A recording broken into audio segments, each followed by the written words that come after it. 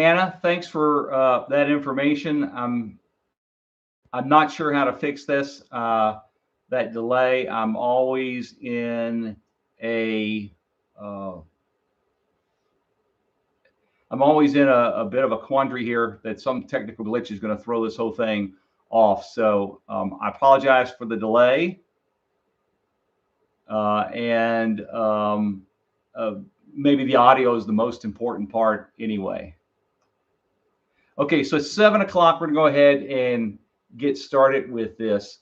Again, thanks for coming here. Thanks for joining me on this live stream. This is really only the second one that I've done. And maybe as we get things rolling here, the video and the audio will sync up in some way. So for this live stream, kind of what I wanted to do was talk about my fourth semester. I just took the final for my fourth semester for my fourth semester classes on Monday, so it's still pretty fresh in my mind right now. And then, of course, any questions that you have about NP school or questions about PMHNP school, all of it will be coming from my personal experience, and which is what I think is what I can offer to you here. So if you've not been here before, if you don't know who I am, my name's Rick. I am a emergency room nurse, RN, and also a student in a PMHNP program. Like I just said, I just finished my fourth semester. I've got one more year to go, and if I'm not mistaken, I think I will actually graduate 1 year from today. I think that's, if I've got my dates right, I might be a day or two off, but I think I've got that right. So let me jump in here and talk about the fourth semester real quick. So I had 2 classes in the fourth semester, and that's probably now I have had maybe 9 or 11 total classes in my program. But I had 2 classes. One was Advanced Psychiatric Care 1, and the other was Scientific Inquiry. So let me talk about Scientific Inquiry first, and then we'll go through questions and. All right, so Scientific Inquiry was a 3-credit-hour course, and it was the name may make you think it was a lot of, and it was a lot of research and everything, but the course itself was really getting us set up for our capstone project.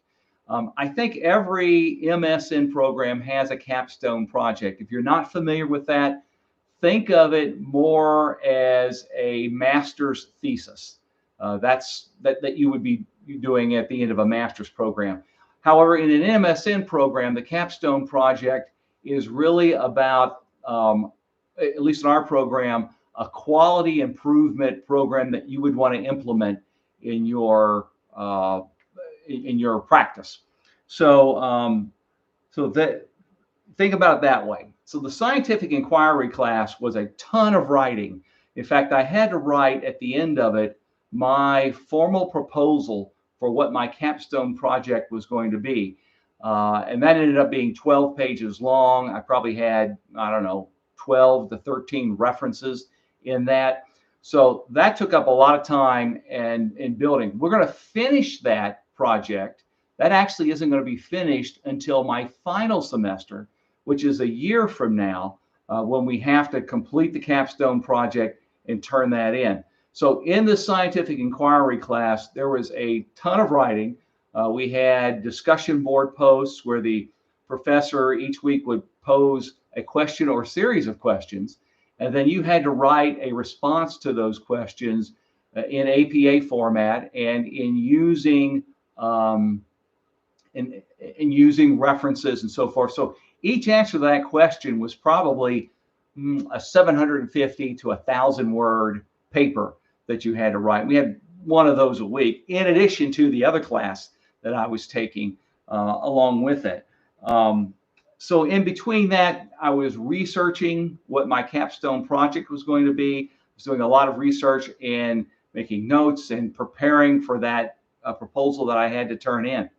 So what did I get in the Scientific Inquiry class? And I believe this is the class that's going to be in some form or another in every single program. what I got out of that was really, it really didn't add a whole lot of knowledge to my research ability. It didn't add a whole lot of knowledge to me knowing how to do research. But it did get me a great start on my capstone project.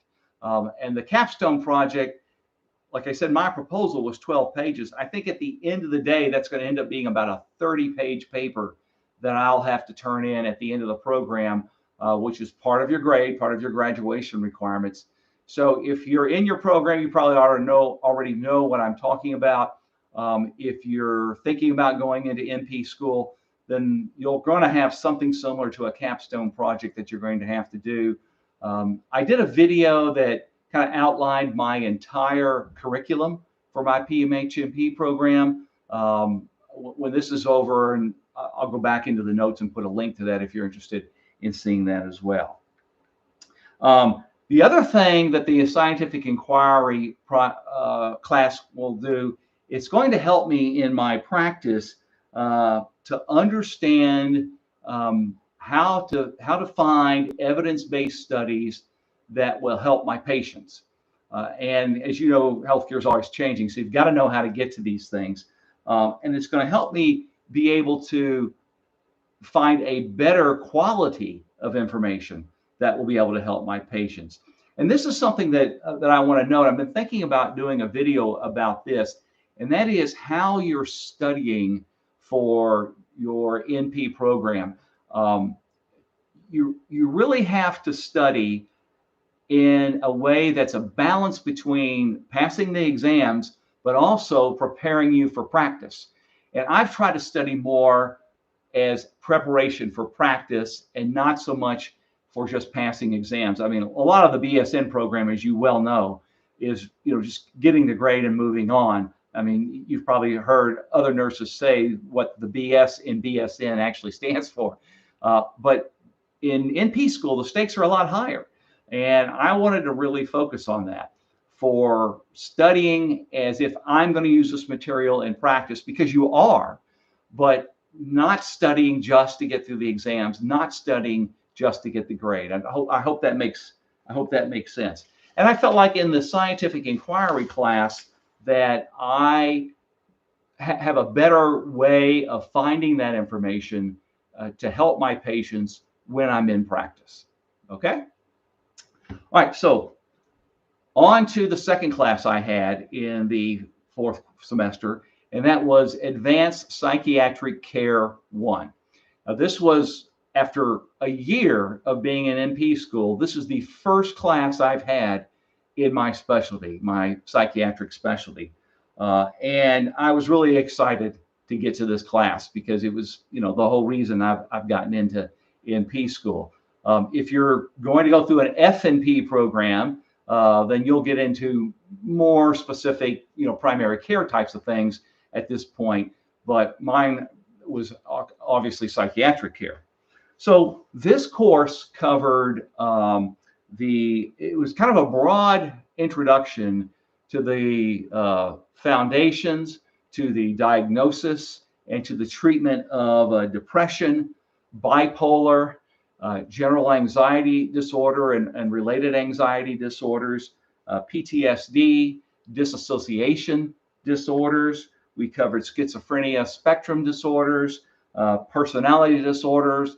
We talked a lot about trauma-informed care and trauma-informed prescribing, and psychiatric assessments as well, how to do a psychiatric assessment on a patient. So there's a lot that was covered in that class. What I was fascinated with in the class was the neurobiology and the neuropathophysiology behind a lot of these mental health conditions. And I never really realized how deep that went in psychiatric care. The other thing that really surprised me in this foundational psychiatric course was two things. One is really how subjective the diagnosis is. I mean, there are almost no biomarkers for psychiatric illnesses. So that kind of surprised me as how subjective the diagnosis is. The other thing that surprised me is how little we really know about what causes a lot of these mental illnesses. There are a lot of theories, and it's backed up by good science, but you really can't say for most of these what actually causes it. A strong amount of mental illness is deeply rooted in trauma. And trauma is subjective. What one person's trauma is another person's really bad day. So, but it just makes it all that more fascinating to me, because you really have a puzzle when you have a patient that comes to you. The biggest challenge in this first psychiatric class here in the fourth semester for me, and I know for several other of my students, was the pharmacology. We had to know, certainly the medications that would be given for these different psychiatric disorders. But we also had to know the dosage ranges, the contraindications. We had to know the side effects. We had to know what lab tests came along with it. And we had to know when to use medications during certain periods of the development of specific psychiatric diseases. So you do learn this in nursing school. You do learn this in advanced pharmacology in NP school.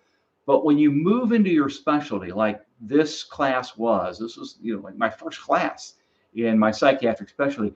When you move into that specialty, the consequences of knowing this are just that much greater.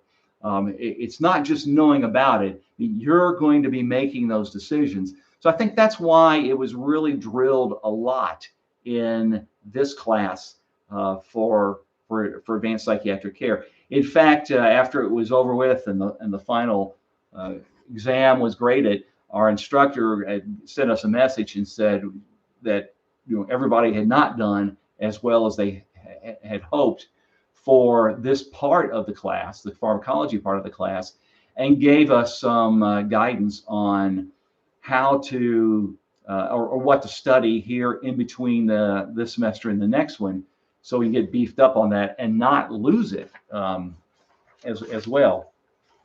We also, in this class, dived into psychotherapy, mostly through cognitive behavior therapy techniques, dialectical behavioral therapy, and just a smattering of other psychotherapy modes. I was disappointed to learn that I won't be able to become certified in cognitive behavioral therapy in this program, but it's also very in-depth to become certified, so I can see why that wouldn't happen in the program. We moved really fast through this material. As you'll find in nurse practitioner school, you move really fast through most of the material, most of the classes that you're going through. But it was a very good foundation for me, I think, in preparing me for the next 3 semesters I'm going to go through. Because what's going to happen next semester? I am going to be starting clinical rotations. So in a very short period of time, I'm going to be sitting in front of patients and have an expectation of doing an initial assessment and making recommendations to my preceptor about medications, about diagnosis and that. So this was a must-have class, no question about it, and I got a lot out of it. The only thing that I would have changed in the class, and I communicated this to the professor, is to have more one-on-one or live time, because it's an asynchronous program, have more live time with the professor. Now, our professor was great. She was available almost anytime you needed her for a phone call, email. She and I did 1 or 2 Zoom sessions about things that I was trying to get my head around. But I think it would have been better for me if we'd had more time for people to have that live interaction with our professor. And, our professor is a PMHNP. She is active in a clinic. She works, throughout the week in a clinic as well. So, there's really good experience there that would have been great to capitalize on. So that's, it was good because I've got clinicals coming up next semester and I'm not going to feel lost. All right. So that's kind of my review of the fourth quarter. I want to get to your questions now. And the Truth had asked a question earlier. How intense did I think my program was? I would say it's probably moderately intense. Maybe I was expecting something more, or maybe I'm just grasping it a little better than I thought I would. And I'll share my grades with you because grades are so important in nurse practitioner school. At least they are in my program. You have to have a B or above in my program, or you're out. So that's all there is to it. You're out. So so I think that having the pace that we're going through is faster than I like, because I really want to absorb the knowledge more. But I think the intensity is probably okay for me. I think if you're working a full-time job, and I'm going to talk about that here in just a moment, working while you're in NP school, the intensity may have been greater for some of those people. I work PRN, maybe 1 or 2 shifts a week during a semester. So that gives me a little more time to focus on my studies. But I don't think it was overly intense. But you've got to stay on top of it. It's not something you can just pop in and out of and do a halfway effort in it because you're just trying to get a grade and move on. I don't know. Let me know the truth if that answers your question or not, or if you've got a follow-up to that. You'd also asked another question about how long would you recommend a nurse to work before applying to PMHNP school. There's a lot of controversy about that. I mean, there are some programs, NP programs, that won't accept you unless you have a number of years under your belt. For me, I had 4 years of work experience by the time I graduate. So it's 2 years, I guess, that I was working as an RN before I started the program. And I've always looked at the first 2 years out of nursing school as a continuation of nursing school. I remember telling a colleague that my first week in the ER, I did more nursing skills in that week than I did in all of the combined clinical rotations I did during nursing school. So you're getting a great education coming out of nursing school. Now you can go right into an NP program, and I think a lot of them allow you to do this. You can go right into the program, the day after you get your license, if that's what you wanted. I think you miss, though, a lot of context of the material that you're learning in the NP program. So I would recommend a couple of years just so you've got a context around the kinds of things that you're going to be learning. Because when you get into advanced pharmacology, you get into advanced pathophysiology, advanced physical assessment. You start connecting a lot of things that you're seeing in clinical practice as a nurse. But if you don't have that experience, it makes it a lot harder. So I hope that answers your question as well. And Hannah, yes, there is a delay. I apologize for that. I don't know how to fix it. So, okay, Shani, you asked, do you have to take a 3 Ps test? I think it's also known as APEA. I think it's over pathophysiology, pharmacology, and maybe health assessment. Yes. The first week in my 4th semester, we had to take that test. Now, you got a grade for the test, but it wasn't like if you didn't get a B or above, you couldn't continue in the course. It was really, I think, for them, the school, to get an idea of where you are in your knowledge retention. And then you get feedback after you take that test about things that you need to beef up on and study. We had to write a reflections paper about, how are we going to take that and use that knowledge to kind of continue our study while we're going through it. So it was a little bit daunting thinking about taking it because, I was I thought I had retained a lot from those 3 P classes but not nearly as much as I had hoped I had. And I heard from a lot of my fellow students, they had the same sentiment that it took a while, or it took that they had not retained as much as they thought they did either. So, but I wouldn't worry about it. I mean, it's not something. Of course, every program is different, but it's not something that I would definitely uh, be anxious over it or stress over it at all. All right. And let me know if you've got a follow-up question for that as well. And congratulations to the Truth. I see here you just graduated with your ABSN. Congratulations, my man. That is a great accomplishment. I'm so glad that you got through it. Good question. Which program would you think is more difficult, nursing school or NP school? I think nursing school was more difficult. It was certainly more stress-filled for me because I don't know. I just felt like the consequences of not doing well in nursing school were greater for me at that time in my life because I'd kind of thrown all my eggs in that basket.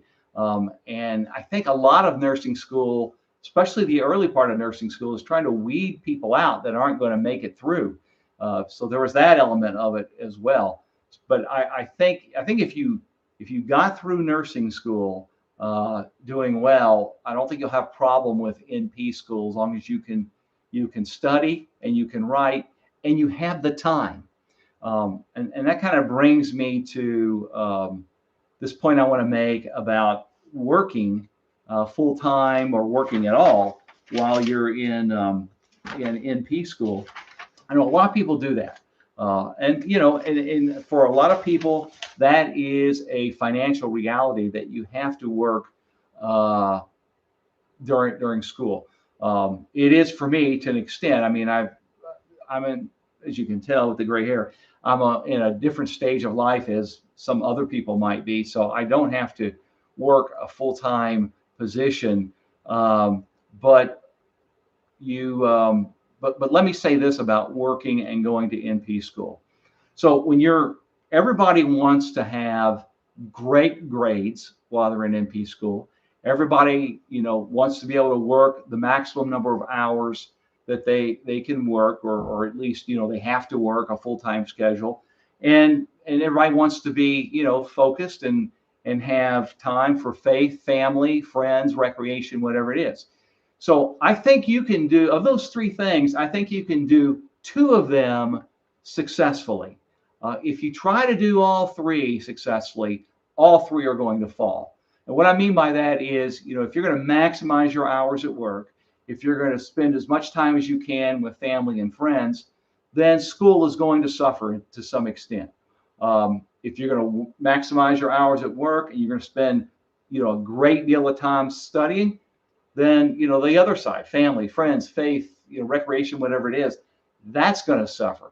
So, if you got to work full time and you want to do well in school, then make sure you prepare your family for what's going to come in the next 2 years, because you're going to be overwhelmed. You're going to be stressed at times. You're going to have to put the time in to study. And if there's anybody in our live stream here that has a thought about that, love to hear your take on it as well. But that's what I found in my case, so that's why I stepped back from a full-time position and went to a PRN position where I only work 1-2 shifts a week while school is going on. So I could focus on that time in school and studying. And that kind of leads me to another question. It was a question that was asked by someone on the channel before the live stream started. And that question was, well, now I wrote it down. Where'd it go?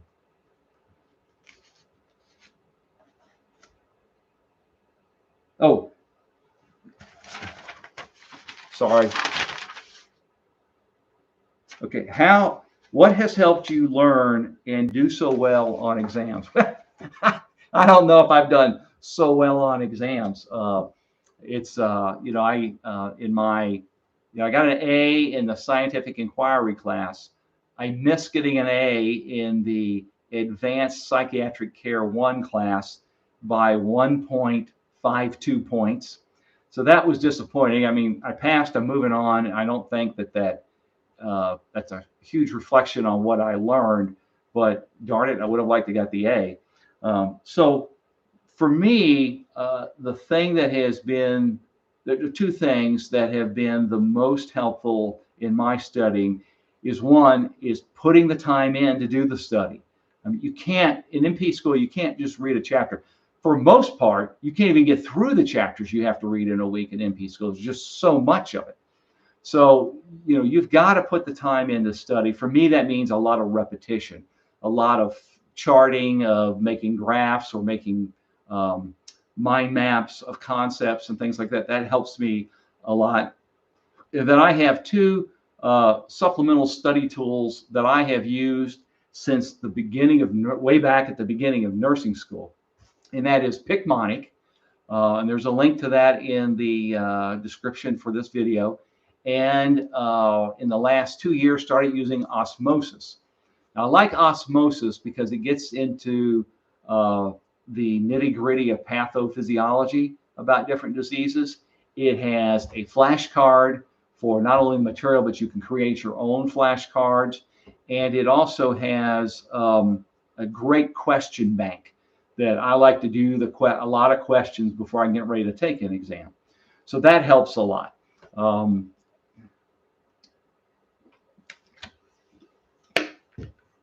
So those have helped me a lot. And both PMHNP and osmosis use a concept called spaced repetition.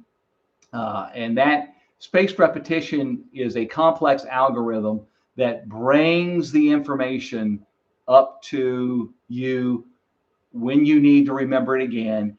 And it helps you tap into the retention of facts, figures, information in a way that helps you remember it better. A lot of the science is on their websites, you know, go check them out. But I just think those two tools have made a huge difference for me. All right. So we have another question that came in. Do you have a certain amount of clinical hours you need for your program? Yes, and it builds from each semester. I think next semester I'm required to do 120 clinical hours.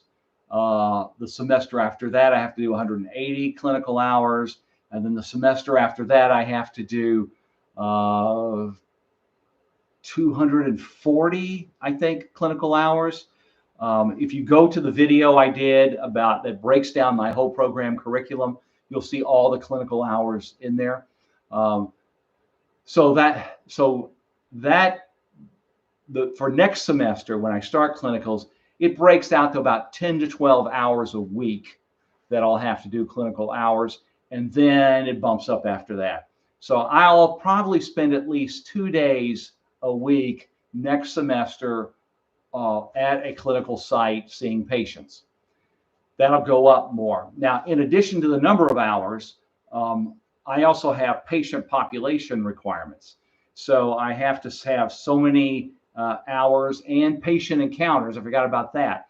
It's not just hours, it's numbers of patients encounters that you have as well.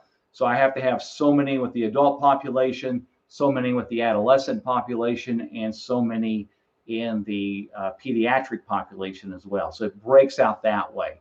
Let me know if that answers your question, or if you've got another question about it. That was a great question, because everybody wonders about that. I was fortunate enough, and I also did another video, you might want to check it out, about how I use LinkedIn to find one of my clinical preceptors. I have two for the upcoming semester. One I found through LinkedIn. The other one I found through the hospital that I'm working with. So, and yes, the truth, I will be taking a class with each of my clinical hours. So I'll be doing clinical hours. I'll also have a class that digs deeper into. So if I think I know, for instance, I know next semester in our class, we'll be covering pediatric mental health, and we'll be covering mental health issues specific to women. I know those two things are in that class. There may be more as well. So every semester I have a class that goes along with the clinical hours.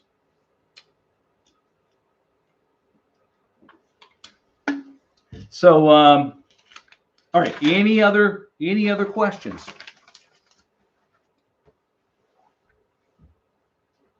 This is some great questions, guys. I appreciate you taking the time tonight to be on here. I'm assuming probably everybody is finished with the current semester if you're in school right now and you're looking towards the next semester. All right.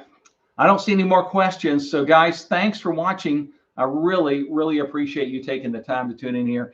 If you're a subscriber to the channel, man, I so appreciate you for doing that as well. I'm trying to get one video out a week. Sometimes the schedule doesn't really allow it.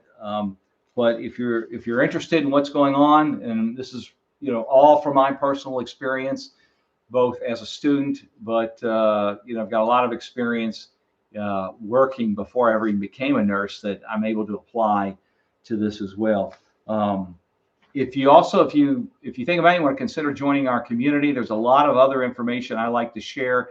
I just can't do it all in weekly YouTube videos. So if you join our community, you'll get some emails from me. You also get access to a lot of the cheat sheets and checkoff lists and things like that that I've developed in school to help me. And I also occasionally will do some private videos just for people in that community. So again, thanks for watching, guys. And you have a good evening and a Merry Christmas if we don't connect before.